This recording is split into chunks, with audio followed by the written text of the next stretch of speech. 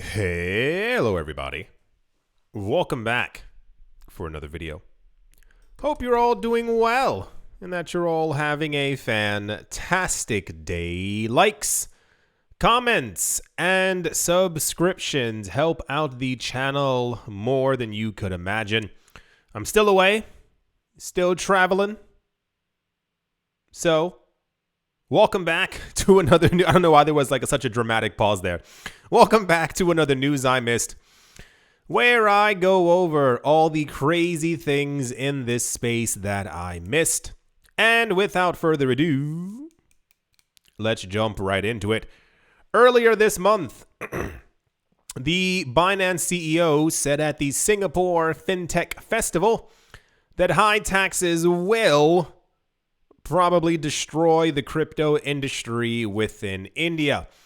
Binance CEO Changpeng Zhao has all but given up on India, as I think many other people have at this point, pointing out that the 1% transaction tax that came into force on the 1st of July 2022, Changpeng Zhao said it makes crypto trading unviable in India. For those of you who have not been part of the will they, won't they, they're definitely not going to saga.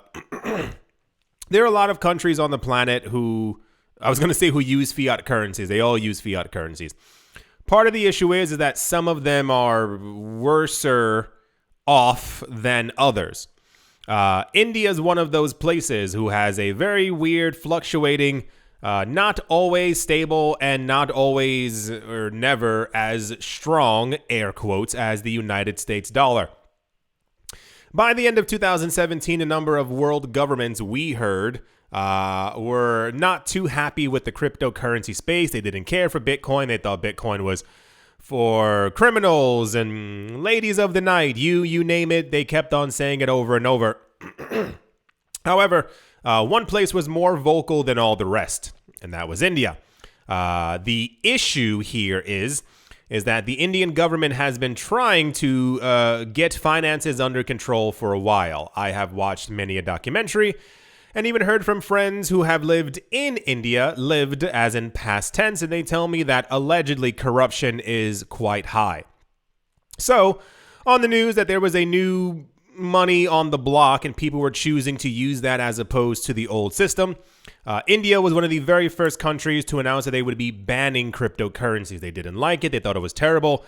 They thought it was a way for tax evasion, which ties very closely into a couple of years ago when they began to get rid of their higher paper notes. That is to say, imagine you live in the US and they decide one day that they want to get rid of the $100 bill because far too many people are using the $100 bill. That's kind of what it came down to. They said that there was far too much crime happening with larger bills, and therefore they got rid of them.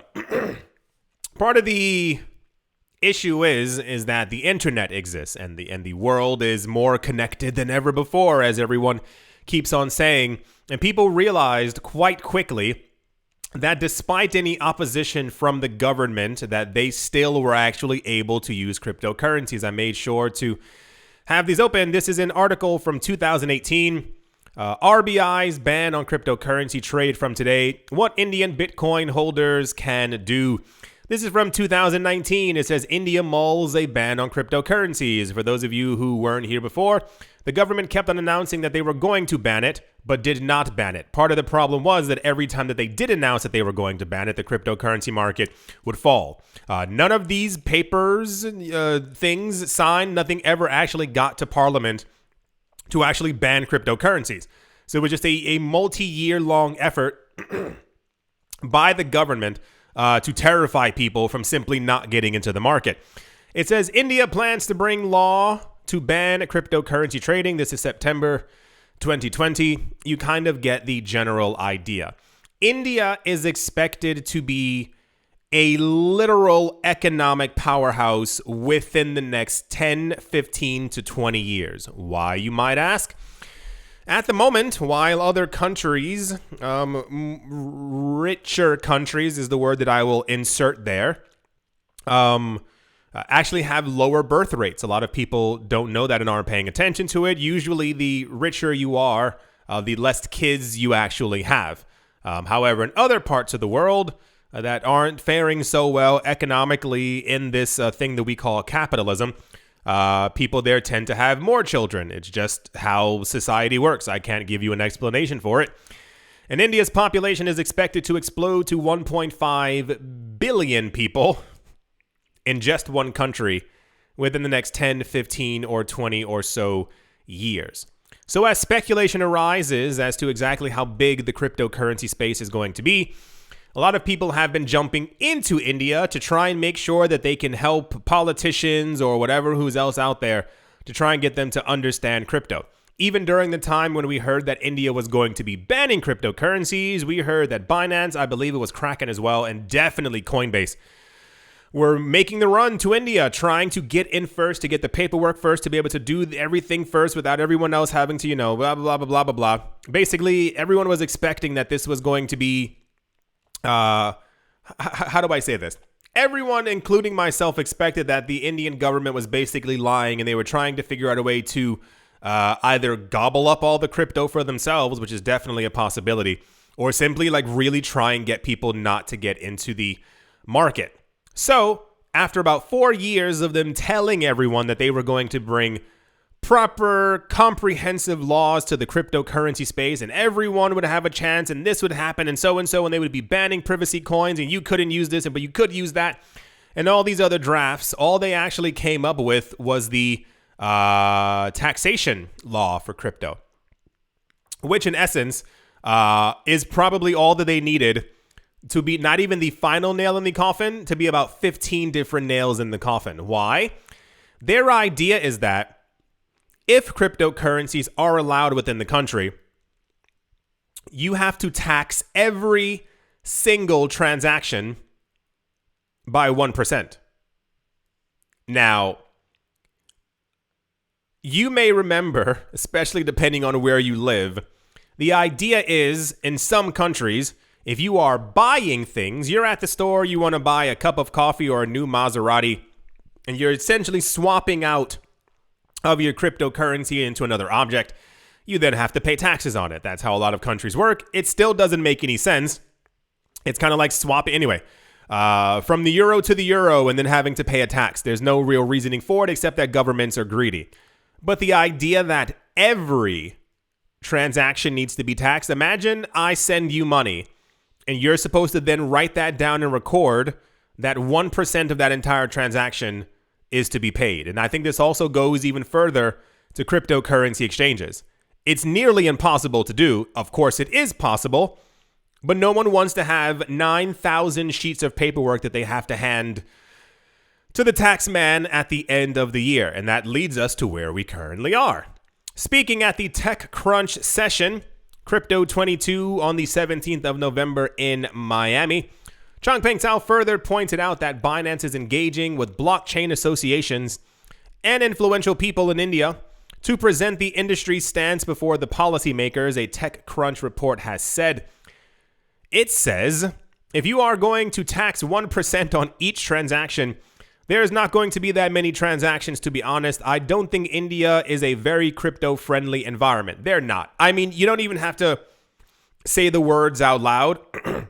It even says on the screen in dumb writing. It says, Changpeng Zhao red flags 1% tax transaction. Did you think he was going to be in favor of this transaction that would stop his company from doing business inside of the soon-to-be one of the most populous places on the planet?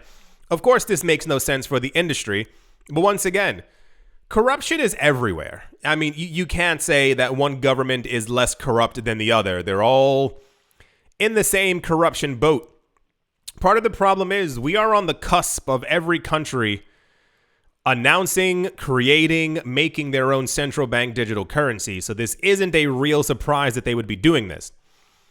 If people figure out, and even more so, one of the ideas is that there are roughly around 3 to 4 billion with a B people on the planet who don't not only have access to proper internet, you can even look that up, but also to proper financial services.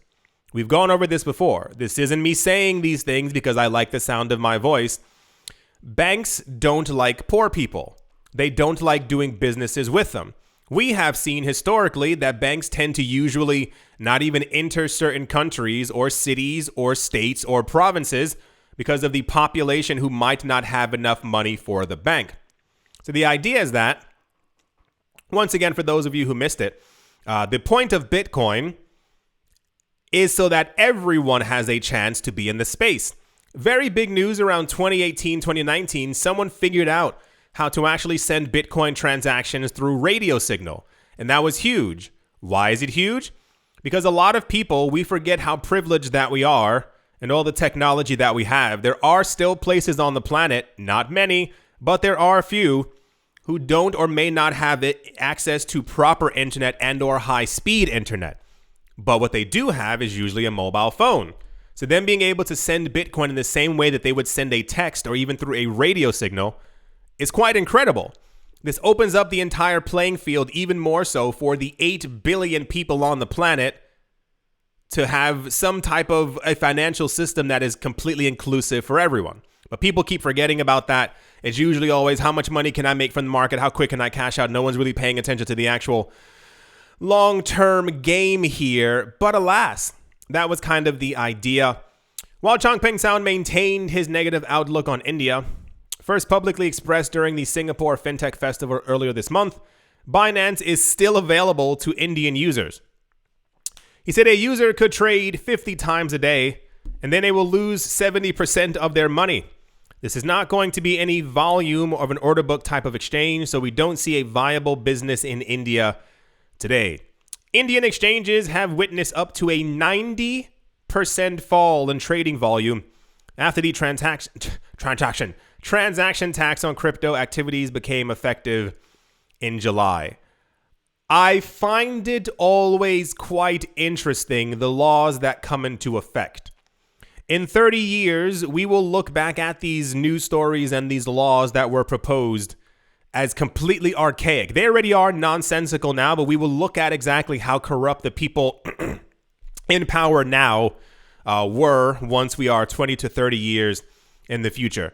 The other really weird part is, and this keeps happening around the world governments and banks keep banning people from doing things, especially when it comes to online. And then people still find a way to actually make it online and do the things that they would have been doing. So it never actually worked in the first place. This is a near never-ending story, not only from corruption from governments, but also the India story within the cryptocurrency space, how long this thing has been going on. One of the things that I think is going to be a very weird turning point in society is when people and a large portion of society realizes that their governments have been lying to them and that they could have either gotten into crypto or were simply told not to by their governments. There are a couple places on the planet where cryptocurrency is actually banned. And I mentioned before a couple of years ago, if people in those countries realize that they could have made hundreds of thousands of dollars, but they're currently living in poverty because of their government's rules and laws, we are going to see some very angry people in the future. That's the Binance doesn't see a future in India for the crypto industry, but I don't think many people do. All the people with money have gone to another country, and everyone who's still inside the market is probably just using a VPN. That's the Binance news. Yeah. Let's move on. Also in the news, Terra Luna Classic has officially hit a full active validator set for the first time since the collapse of Terra Luna, and it's only been May, June, July, August, September, October. This feels like 4.5 years ago that this coin collapsed, or uncollapsed, as it's super popular right now. The new development was shared by a pseudonymous member of the Terra Classic community called Classy Crypto. According to the report, 130 active validators now support the resurgence of the embattled blockchain. So it appears that Terra Luna Classic is going to have, I assume, a maximum of 130 people or entities who are going to be validating the network. Classy Crypto said for the first time since the LUNC DPEG, LUNC has officially hit a full active validator set. We now have 130 active validators aiding the movement. Welcome all new Luna Classic validators, and I'm excited to see what you will have in store. There's the tweet for it right there. It says pseudonymous, but we can clearly see his face. I don't know, maybe because I'm not really. Anyway, it says, what's the significance? Now that the active set is complete, remaining an active Terra Classic validator has now become more competitive. So similar to, remember years ago with EOS, I think EOS first had, there were 19 slots, if you will, if you wanted to be a validator on the network. So if you wanted to validate transactions and essentially be paid out in EOS, you had to have one of these positions. One of the issues that a lot of people had with EOS was that there were only 19 validators. We have seen before that with Bitcoin, I think there are tens of thousands of people who are validating transactions, but EOS for some reason assumed that 19 was the appropriate number. And then people figured out really quick that the only way to be a validator was by having basically tons of money. You kind of voted yourself in by having more money than the person before you. This seems like the same exact kind of idea. It says whoever wants to remain a validator has to push through because only active validators are liable to participate in network consensus and receive rewards. According to data from Lunk Penguins, one needs to, so I don't know if this number is correct. It says you need to attract or have over 8,888 Luna Classic in order to become a Terra Classic validator. I feel like that's like 14 cents. And I'm going to assume that it takes a lot more than just 8,888 Luna Classic to be a validator on the network. This amount of Luna Classic tokens represents the number of LUNC staked by the 130th active validator. So I think it would maybe, what is it? What happened? I don't know. I feel like that's just a very, very low number. As validators campaign to boost their delegations, there will be an increase in the number of Luna Classic tokens burned. This is a notable milestone because burning more Luna Classic tokens is the top desire of the Terra Classic community. There are, what was the number? I think last time we saw, there were like 6.5 trillion, that's with a T, Terra Luna Classic. There was a news story, I don't have it in this video, it's not entirely relevant or like it's not a long news story. I think there are now less than 6 trillion Terra Luna, so they managed to burn I think 500 billion coins over the course of a couple of months. The idea for Terra Luna Classic, as far as I understand from reading around, is that they're obviously trying to get lower than 1 trillion coins. I think they want it to be, I think 100 million? No. I forgot what the final number that they want it to be. Like, it's not an astronomically crazy number. And a lot of people believe that this coin could at some point, I've heard anywhere from 10 cents to $1. And I'll even give them this. While there are a lot of coins now, a lot of coins have also been burned. I've been in this market long enough to know not to turn my back on a project that, how do I say this?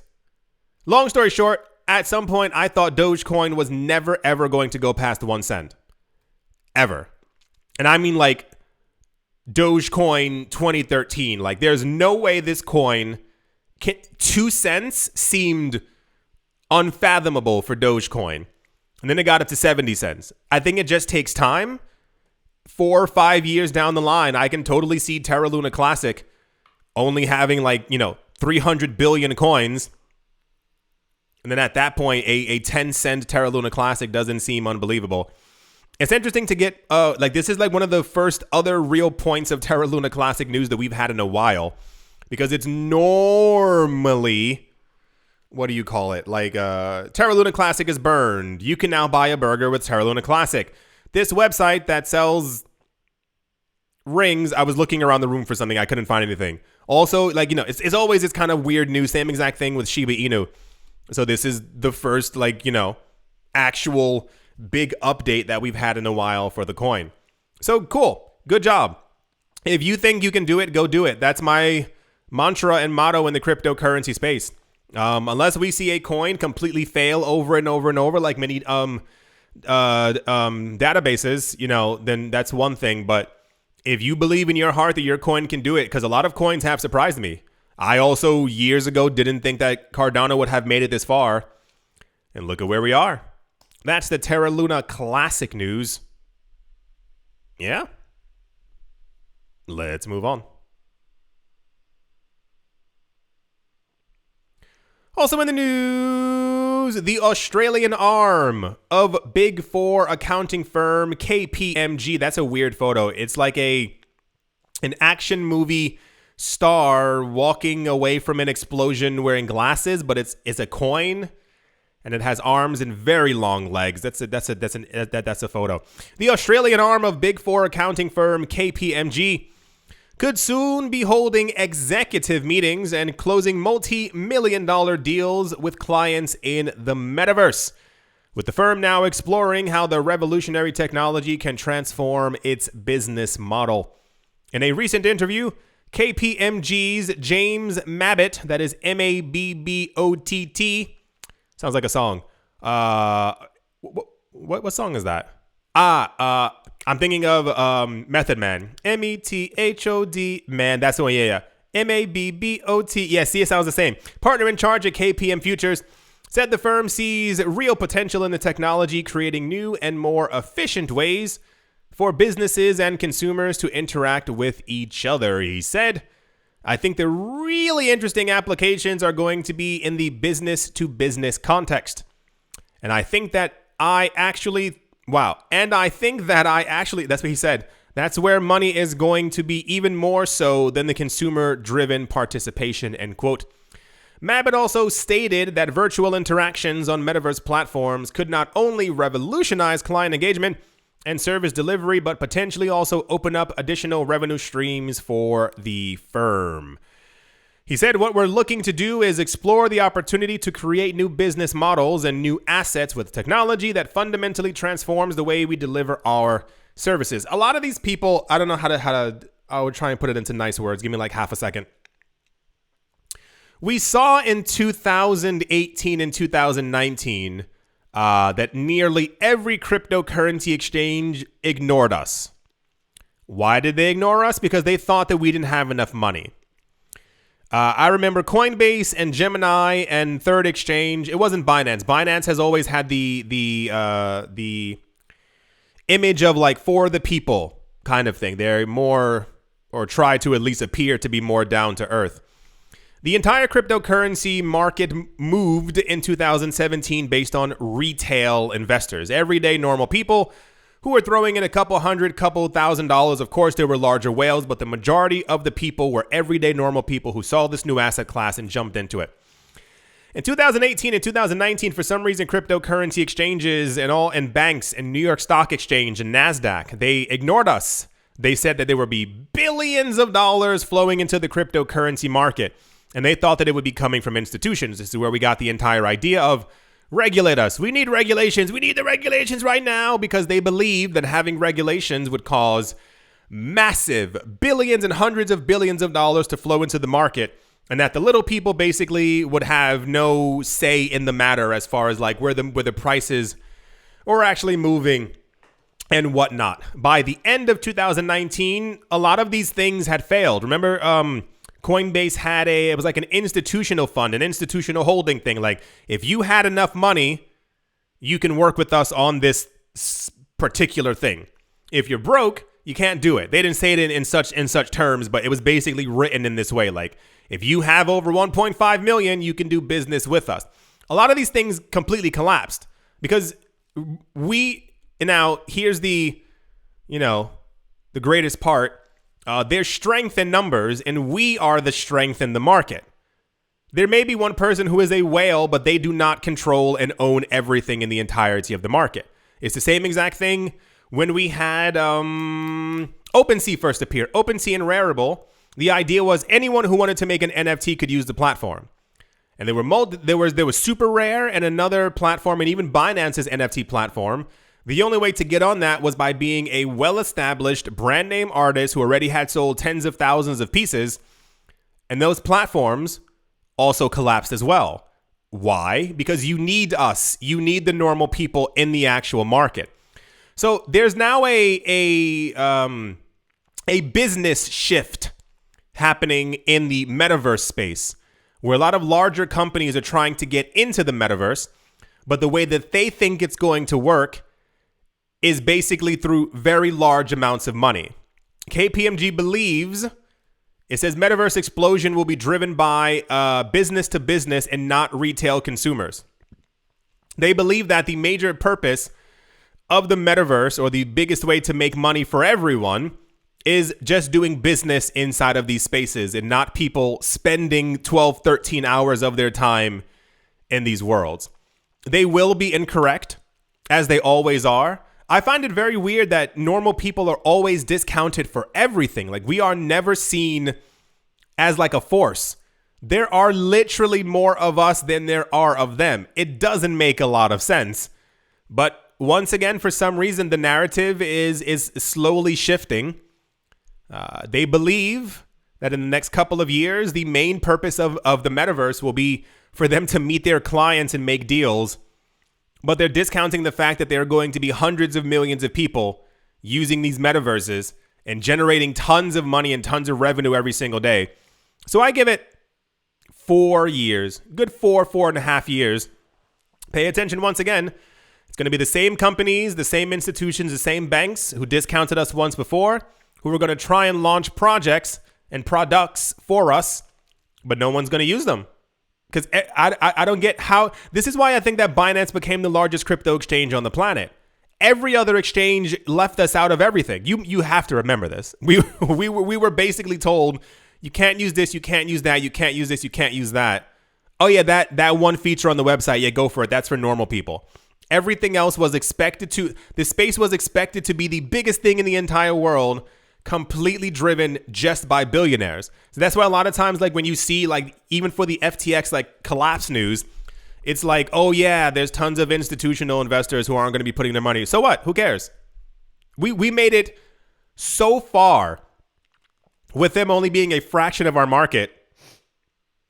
It's not going to really make me sad if they're just not, here as we continue moving up in price. That's the KPMG, Big Four accounting firm, thinks that the future of the metaverse is just going to be rich people sitting with their avatars doing business. I differ to beg. Yeah. Let's move on. Okay, half the website is just not there. All right, give me a second, see if I can. That was really weird. Is it just not gonna? Okay, that's not at all what I clicked on. All right, let's try that again. Yeah, it worked. I do hope that you've all enjoyed. I don't know what happened there.